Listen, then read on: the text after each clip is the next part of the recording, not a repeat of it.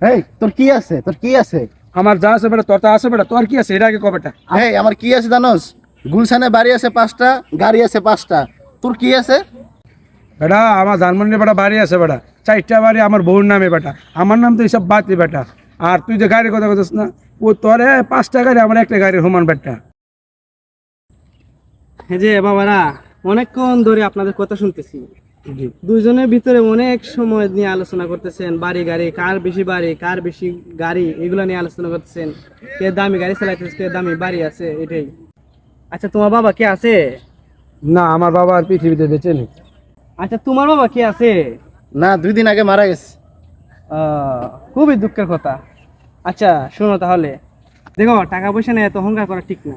2 দিন আগেও তোমাদের বাবা সেই টাকা পয়সার মালিক ছিল, গাড়ি বাড়ির মালিক ছিল, তোমার বাবাও ছিল, ছিল না? কিন্তু এগুলো নিয়ে বড়াই করে কি লাভ? এই যে ওরা মারা যাওয়ার পরে আপনারা মালিক হয়েছেন, কিন্তু আজকে টাকা পয়সা বাবা মা কি রইলো না। ঠিক এইভাবেই তোমাদেরও কি করতে হবে, একদিন মৃত্যুবরণ করতে হবে, আর ওই বাড়ি গাড়ি সব পড়ে থাকবে। এগুলো নিয়ে অহংকার করার দরকার নাই। আসো আমরা সবাই নামাজ পড়বো আর ইসলামিকভাবে জীবনযাপন করবো।